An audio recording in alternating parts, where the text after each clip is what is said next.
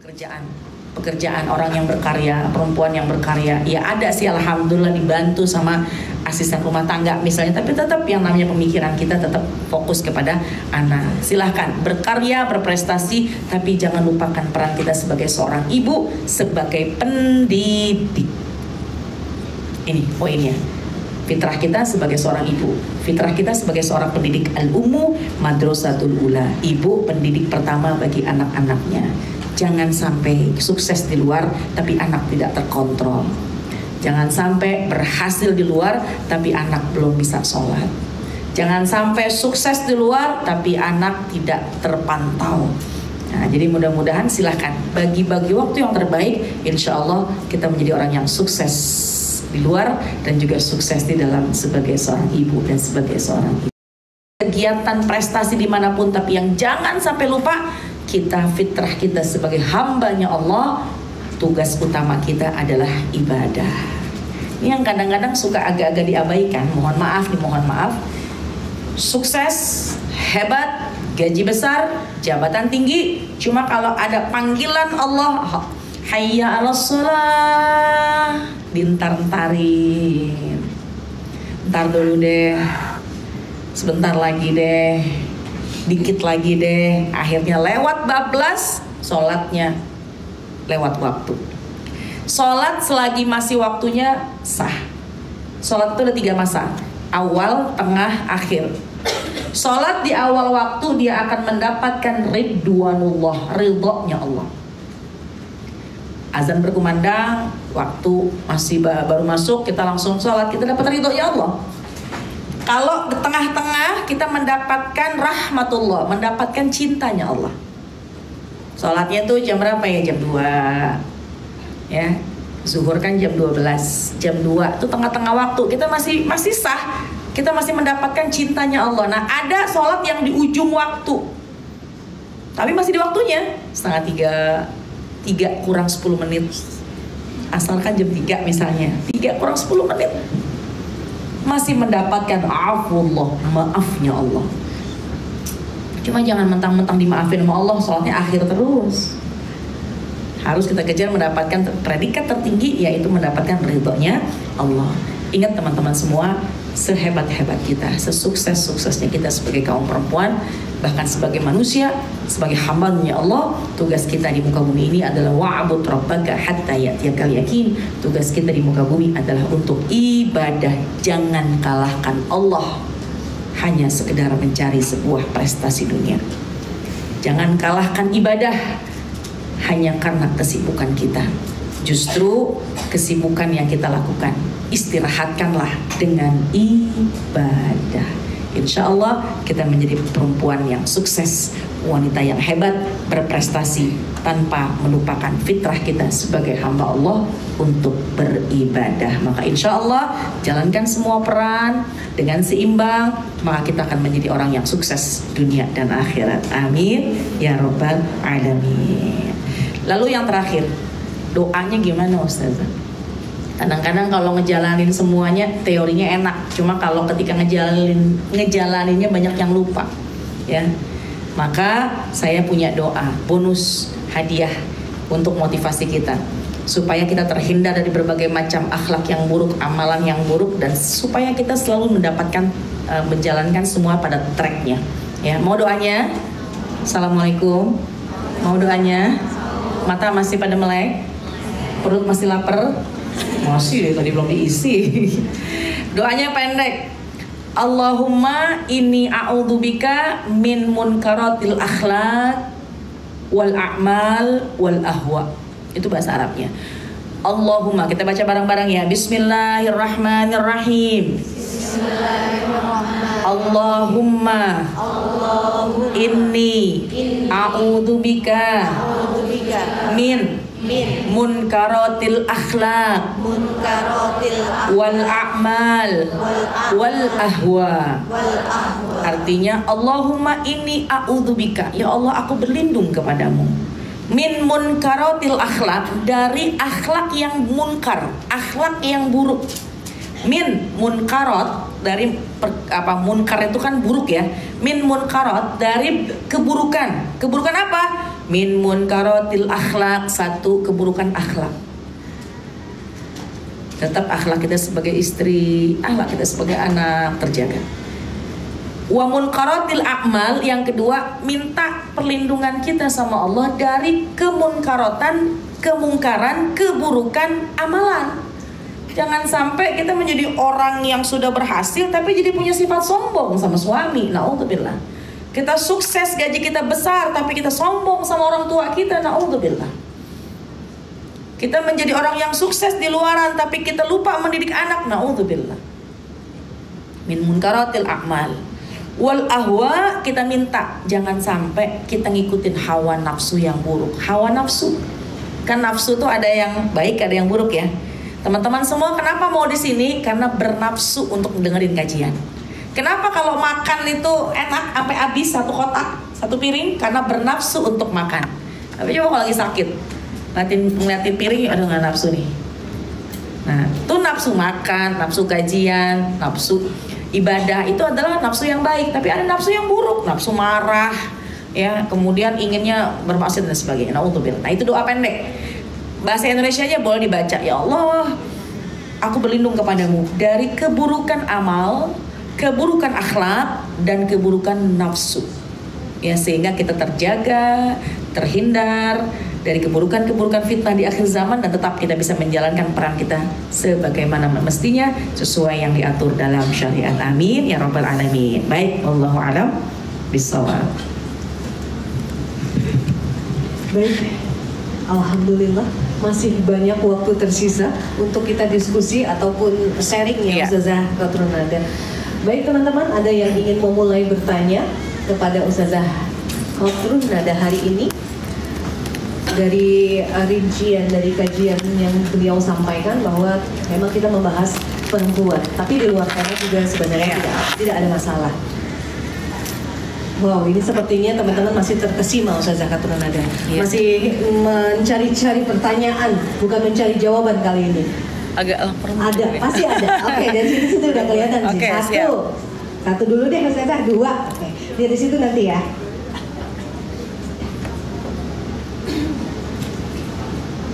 Assalamualaikum warahmatullahi wabarakatuh. Waalaikumsalam warahmatullahi wabarakatuh.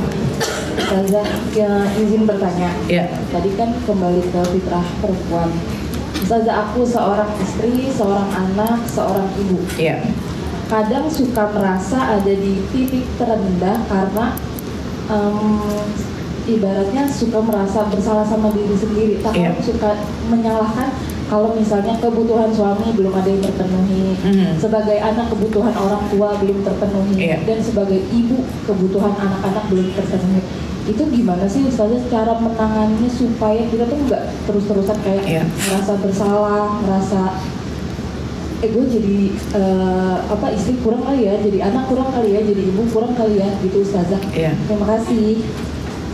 Baik. Saya jawab langsung ya. Dengan siapa kakak? April. Kak April. Kayaknya lahirnya bulan April nih. Bulan ini. Bulan ini ya. Udah habis. Betul ya. Lahirnya bulan April ya. Kayak betul. Pertanyaan kedua mungkin dari Juni. Oke. Baik. Kak April. Memang jangankan Kak April ya, saya dan mungkin kita semuanya sering merasakan, ya Allah, sebagai anak iya karena kita punya orang tua, masih ada.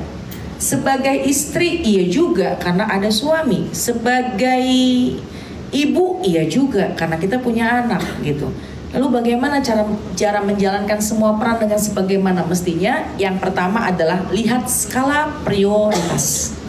Skala prioritas. Pertama, kita sebagai anak untuk orang tua, kita sebagai istri untuk suami, dan kita sebagai ibu untuk anak-anak kita. Kita lihat skala prioritas, ya. Di antara ketiga peran itu, maka pasti masing-masing punya waktu. Mohon maaf teman-teman semua, perempuan ini punya kehebatan yang dia bisa menjalankan segala macam peran dalam satu waktu yang bersamaan tanpa disadari. Cuma terkadang kelemahan perempuan adalah ketika dia disakiti maka sangat sakit rasanya. Betul. Jadi kalau perempuan itu kalau disayang tuh nggak inget tuh dengan sakit yang dikasih sama pasangan. Kalau diperhatikan itu nggak inget tuh betapa sakitnya mungkin pernah dia alami. Tapi ketika sedikit saja disinggung, sekedar mungkin pulang kerja suami nggak ngebawain martabak, kelemahannya adalah seorang perempuan terkadang menjadi ahli sejarah terhebat di dunia. Dia akan mengingat semua keburukan-keburukan yang dialaminya. Ya itulah ya. Tapi jangan fokus kepada kelemahan, fokuslah kepada kelebihan. Bahwa alhamdulillah kita bisa menjalankan peran luar biasa sebagai ibu, sebagai anak, dan sebagai istri. Balik lagi, skala prioritas. Beda-beda prioritasnya. Ketika kondisi hari ini suami membutuhkan kita, karena suamilah yang menjadi prioritas dalam kehidupan kita. Karena gini, ada dua kewajiban yang harus kita tunaikan. Satu, memenuhi kebutuhan suami atau mentaati suami. Itu nggak bisa digantikan. Mentaati suami, memenuhi kebutuhan suami itu nggak bisa digantikan. Khususnya urusan kebutuhan kasur. Itu nggak bisa digantikan, dan kita nggak pengen digantikan sama siapapun. Ya, maka itu kita dahulukan. Apa yang tidak bisa digantikan oleh orang lain, maka kita ambil peranan itu. Contoh, ketika mohon maaf nih ya, mohon maaf, suami ketika ada hajat di kasur, ini mohon maaf, boleh angkat tangan siapa yang belum menikah? Oh banyak ya. Saya ngomong begini agak-agak mohon maaf nih kalau gitu ya. Yang mudah-mudahan jadi pelajaran ya, jadi pemahaman. Mohon maaf, ketika seorang suami menginginkan hajat pada malam hari, ya, sementara badan kita kelelahan, bagaimana kita harus menanggulanginya? Prioritas kita adalah tentu hajat suami harus didahulukan, sebab itu tidak bisa digantikan. Tapi kita lelah, kita capek. Bagaimana cara menjalankannya? Maka ambil triknya. Buat komunikasi. Buat sebuah template. Contoh gini, nih kayaknya mohon maaf nih, kayaknya ntar malam suami minta jatah. Maka kita atur, jangan kita terlalu lelah. Segera bereskan urusan dengan anak, kemudian kita bisa bersih-bersih, kita mandi. Kan kalau udah kena air kayaknya udah agak-agak melek meskipun badan lelah. Maka kita niat untuk menjalankan peran itu sebagai seorang istri, meskipun lelah, insya Allah di dalamnya akan ada pahalanya. Maka insya Allah semua akan baik-baik aja. Jadi balik lagi, jalankanlah skala prioritas. Anak sekolah, suami kerja, maka istirahatlah. Jangan ketika suami kerja, anak sekolah, kita nggak memanfaatkan waktu untuk istirahat. Karena pekerjaan kita yang begitu dahsyat, yang begitu berat, perlu kita mengistirahatkan. Badan kita punya hak untuk istirahat. Maka ambil kesempatan istirahat. Sehingga ketika mereka pulang, suami pulang, kita dalam keadaan yang fresh.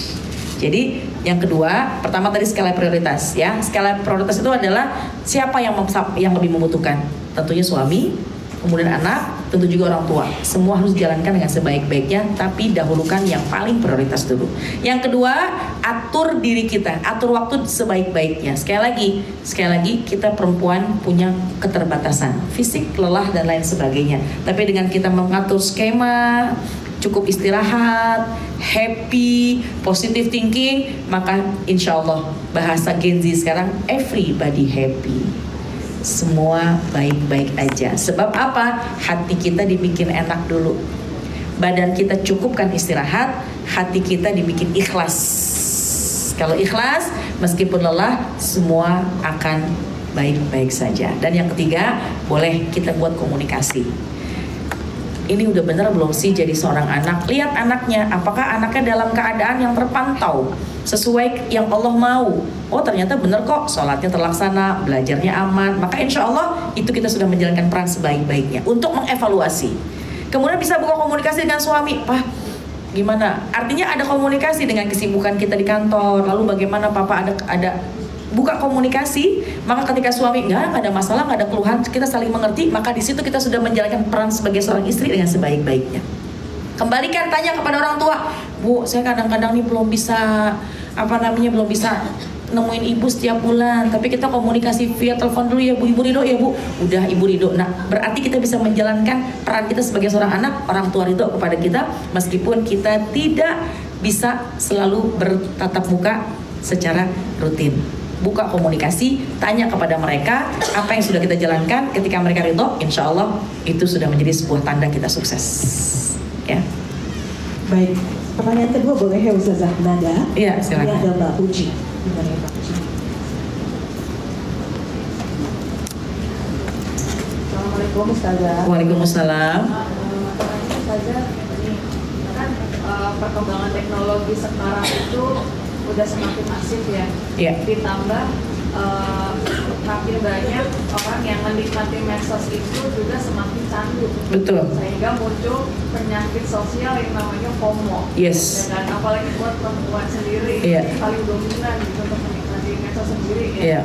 Dan pertanyaannya tuh, gimana kita sebagai perempuan mencegah dan terhindar dari penyakit ain dari Iya. medsos itu sendiri? Penyakit ain. Iya. Baik. Baik Kak Puji, medsos ini memang luar biasa ya. Kenapa? Medsos itu menarik keinginan kita. Karena dengan handphone di genggaman ini bisa mengakses apapun. Kita bisa mengetahui apa aja. Nah, disitulah makanya kenapa kita asik berselancar di media sosial. Ya. Yang akhirnya lupa waktu. Nah, itu tuh kalau kita nggak mengambil skala prioritas. Padahal anak belum makan tapi kita asik men-scroll up. Suami pulang belum disiapin teh tapi kita asik men-scroll up. Maka dia tidak bisa menjaga skala prioritasnya. Dan yang menjadi ujian terbesar adalah handphone. Betul apa enggak? Kadang-kadang suami pulang aja cuma dibukain pintu, cium tangan, sebelah tangan kirinya main handphone. Main handphone gitu. Ini mungkin contoh ya. Suami, Pak pulang Pak, cium tangan. Cuma tangan kita lagi kelak-kelik. Padahal dulu kalau nggak ada handphone, kita pasti bisa memberikan senyuman, kita bisa mengambil tasnya, kita bisa mencoba memberikan yang terbaik. Nah, media sosial ini memang menjadi ujian. Oleh karena itu jangan tertipu daya dengan media sosial. Buat aturan waktu untuk berselancar di media sosial. Silahkan. Media sosial tempat kita bersosialisasi dan di sana banyak informasi yang baik juga, tapi banyak juga yang mudaratnya. Tapi kita sendiri yang mengatur. Kalau bukan kita yang mengatur, siapa lagi? Toh kita sudah dewasa, masa kita mau diingetin lagi sama orang tua?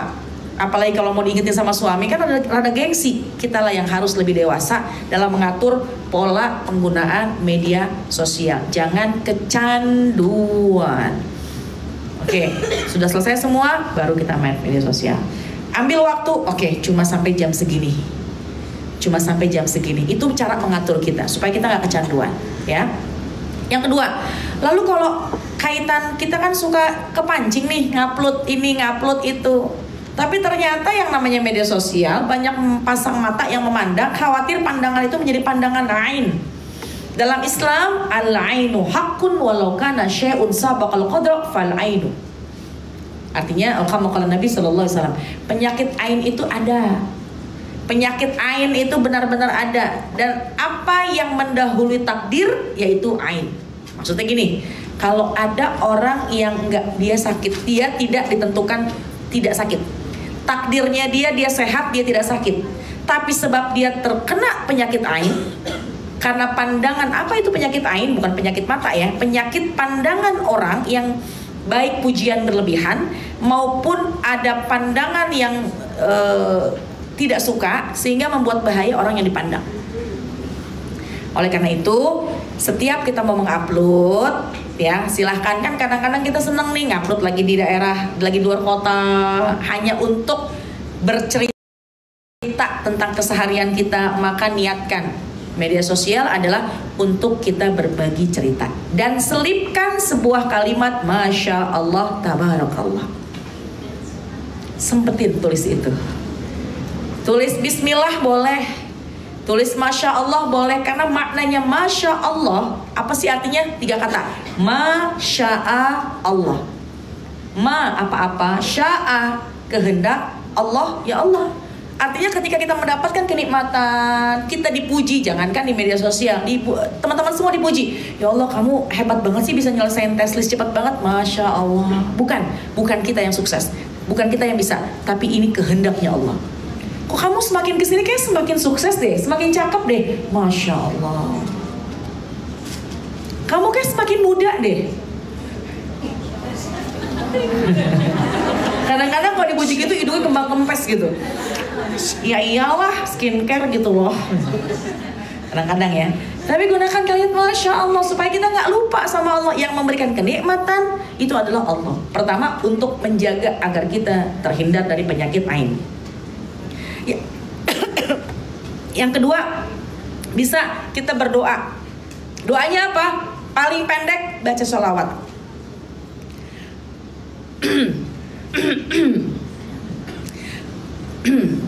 Gelas ini pakai buat standing soalnya nggak ada cukup.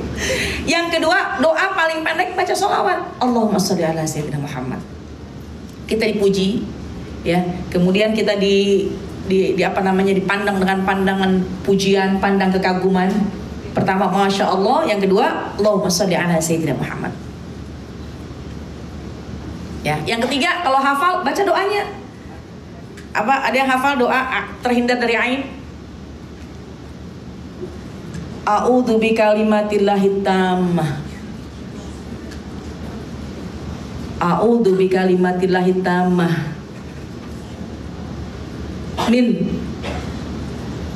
saya agak hilaf. A'udzu bikalimatillahi tammah, bukan min syarri ma khalaq. A'udzu bikalimatillahi tammah min kulli ainin lamah. Kita berlindung atas nama Allah dari berbagai macam pandangan-pandangan yang buruk. Artinya kita minta perlindungan dari mata-mata yang tertuju kepada kita, yang bisa membuat kita bahaya. Tapi sekurang-kurangnya ucapkanlah Masya Allah. Dan yang kedua, membaca sholawat. Apakah kita bacanya itu ketika orang muji? Iya. Tapi untuk menghindarinya, maka setiap waktu perbanyaklah baca sholawat, agar lisan kita tidak pernah lupa dengan pujian-pujian kita kepada Allah. Gitu ya. Penyakit ain, hati-hati, penyakit ain memang ada. Kalau kita mau mengupload, ya namanya kita ingin sharing, dipersilahkan saja, namanya media sosial. Tapi jangan lupa, niat kita jangan sampai ingin membuat bikin kesel orang. Innamal a'malu binniyat, ya gitu ya. Allahu a'lam. Ada lagi? Masa nggak ada? Pasti banyak nih. Oke. Sebagai makhluk terkuat di muka bumi pasti banyak dong pertanyaan. Tadi masalah-masalah yang makhluk di kasus itu, kalau tujuannya cuma untuk memberikan contoh referensi tempat rekreasi, ataupun kita untuk menyimak foto, kan kita membaca itu kan ada ya. Kan kita juga nggak butuh lu mau like mau nggak terserah lu deh yang upload gitu. Itu nggak masalah ya Ustazah ya. Tetap baca itu. Iya. Ibu siapa? Lika dari Kebun Siri. Masya Allah. Ibu Rika. Ya, saya Kebun Siri. Oh iya, benar. Justru ketika kita men-share sesuatu yang bermanfaat, itu bisa mendatangkan kebaikan dan pahala. Mandalla ala khairin falahu mithlu ajri fa'ilihi. Siapa yang menunjukkan satu kebaikan, kemudian kebaikan itu diikuti, maka kita mendapatkan pahala. Contoh, ada kajian, ya, share kajiannya didatengin, sebab dia datang, sebab kita yang upload, kita yang share, itu kan kebaikan. Sebab kita upload, dia lakukan kebaikan itu, maka selama dia melakukan kebaikan itu kita dapat pahala. Kemudian kita misalnya nge-share ada tempat makan yang enak, ya, recommended restoran di sini harga murah dan sebagainya. Kita lagi makan, kemudian kita men-share tempatnya, lokasi segala macam. Ketika orang tertarik datang ke tempat itu, bukankah kita menjadi orang yang menolong orang yang sedang berjualan? orang yang sedang berdagang. Kita nggak endorse nih, kita nggak dibayar, kita senang membagi karena enak makanannya, enak restorannya. Ketika kita nginep di satu tempat misalnya, kemudian kita share tempatnya enak banget, hotelnya, tempatnya, villanya, orang tertarik. Itu memberikan kemanfaatan buat orang, sehingga kita justru akan mendapatkan pahala.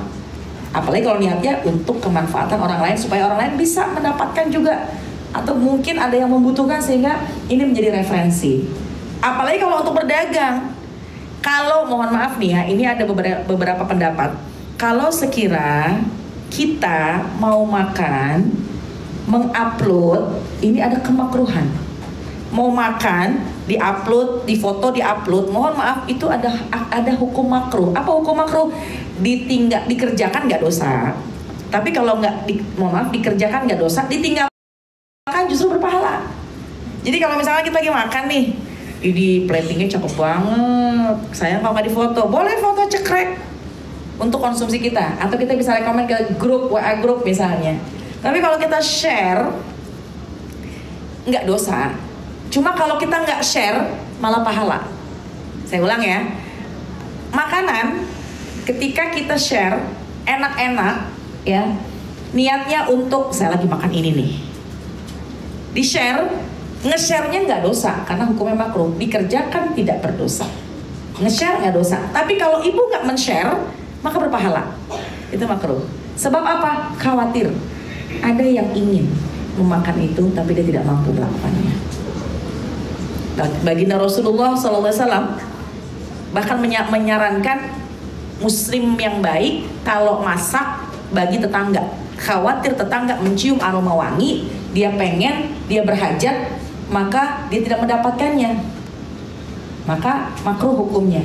Maka bagi tetangga gitu ya. Kalau kita masak kue, masak semur kan wangi itu, kirimin tetangga untuk menghindar, untuk menunaikan hajatnya. Dia pasti nyium tuh aroma wangi. Ya Allah, dari mana siapa yang masak nih? Pas kita kirim dia happy. Nah, kalau kita foto makanan buat jualan, maka itu dianjurkan. Gimana kita mau jualan kalau kita nggak mengupload makanannya? Guys, saya jual makanan ya guys, brownies kukus, pokoknya enak, lembut dan lain sebagainya. Cuma nggak ada barangnya, itu kadang-kadang susah orang membayangkannya. Cuma kalau kita foto cekrek, brownies kukus misalnya, bayi segala macam gitu ya, itu kan maka untuk niatnya jualan gak ada masalah. Semua amalan tergantung dengan niatnya. Innamal a'malu binniyat, gitu ya. Kalau kita untuk berbagi, untuk memberikan referensi itu juga bagus, insya Allah berpahala. Wallahu a'lam. Semoga menjawab ya Mbak Liga dari Kebun Sirih, ternyata beliau hai. Iya, masya Allah. Ada lagi? Kalau tidak kita sudahi saja. Sudah cukup ya Mbak-mbak? Ada lagi yang mau sharing tentang peran kita sebagai wanita sesuai dengan fitrahnya? Sebenarnya Ustazah, peran kita sebagai fitrahnya sebagai ibu misalnya, itu kan baru di rumah, ternyata baru ketika kita membuka pintu rumah itulah peran kita berfungsi sebagai ibu. Mungkin di sini peran kita sebagai karyawan, berkarir. Tapi sebenarnya fitrah kita sebagai seorang wanita itu ketika kita membuka pintu, disitulah kita yang berperan di situ. Tapi benar kata Mbak Puji tadi, kita terkalahkan oleh aktivitas-aktivitas yang tidak prioritas seperti scrolling TikTok itu. Gitu ya. Mungkin benar kata Ustazah, kita memang harus membatasi prioritas, ada prioritas yang lebih baik. Skala prioritas. Karena memang kalau nggak dibatasin teman-teman semua, misalkan itu akan berselancar dengan tanpa batas. Ini kita mau scrolling nih dari jam 9 lewat 15, 15 menit aja deh sampai jam 9.30. Ketika ada jarum panjang di angka 30, 9.30, komitlah. Maka disitulah insya Allah kesuksesan kita menahan hawa nafsu. Masya Allah, semoga kita bisa menerapkan. Amin. Teman-teman. Alhamdulillah, terima kasih Ustazah Katrunada pada kajian kali ini. Terima kasih juga teman-teman. Insya Allah ilmu yang kita peroleh hari ini bisa kita terapkan di kehidupan kita mendatang. Dan sebagai pembuka kita pertama kali bersama Ustazah Katrunada, tentu kita sangat antusias ya teman-teman. Banyak sekali ternyata beliau ini ilmunya ternyata yang perlu disampaikan. Insya Allah nanti akan ada sesi-sesi dengan judul-judul baru tematik berikutnya. Kita tutup kajian ini dengan doa dari Ustazah Katrunada. Baik teman-teman semua, mari sama-sama kita tundukkan kepala, kita minta kepada Allah, mudah-mudahan semua hajat kita dikabulkan, urusan kita dilancarkan, pekerjaan kita dimudahkan, dan Allah ridho dengan semua kegiatan-kegiatan kita. Dan kita ingin mudah-mudahan menjalankan peran kita sebagai muslimah dengan sebaik-baiknya. Kita tidak lupa dengan tugas utama kita adalah ibadah. Kita tidak khilaf tugas utama kita sebagai seorang istri berbakti kepada suami. Kita pun juga tidak lalai ketika kita menjadi seorang ibu, kita bisa mendidik mereka dengan sebaik-baiknya sehingga mereka bisa menjadi anak yang soleh dan solehah. Pun kita tidak lupa ketika kita menjadi seorang anak, pastilah kita semua memiliki orang tua, jangan lupakan mereka. Yang masih ada, tentu kita selalu bahagiakan mereka.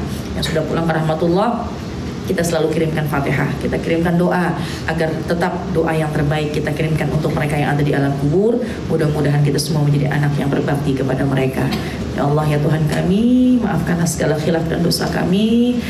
Bimbinglah kami sebagai wanita yang sedang menjalankan peran kami. Berbagai macam peran sedang kami jalankan, tapi dengan bimbingan-Mu mudah-mudahan kami bisa menjalankan semua peran dengan sebaik-baiknya, sesuai dengan aturan-Mu, sesuai dengan syariat-Mu, yang tidak kami zalim kepada sesama. Rabbana atina fid dunya hasanah wa fil akhirati hasanah wa qina adzabannar. Bitirkani al-hadratin Nabi al-Fatihah. A'udzubillahi minasyaitonir rajim. Bismillahirrahmanirrahim. Alhamdulillahirabbil alamin, arrahmanir rahim, maliki yaumiddin. Iyyaka na'budu wa iyyaka nasta'in. Ihdinas siratal mustaqim, siratal ladzina an'amta 'alaihim ghairil maghdubi 'alaihim waladdallin. Amin. Allahumma bihaqil Fatihah wa bisirril Fatihah wa bikaramatil Fatihah iftah lana abwabal khair waj'alna wa auladana wa dzurriyyatana min ahsani ahlul khair. Dawam fi subhanakallahumma wa tahiyyatuhum fi salam wa akhiru da'wahum alhamdulillahirabbil alamin. Amin amin ya rabbal alamin. Sekali lagi saya ucapkan terima kasih, mohon maaf, mohon ridho, mudah-mudahan ada manfaatnya. Sampai ketemu lain kesempatan. Mudah-mudahan saya bisa silaturahim lagi dengan kawan-kawan dari MNC, Kementerian MNC. Assalamualaikum warahmatullahi wabarakatuh. Waalaikumsalam.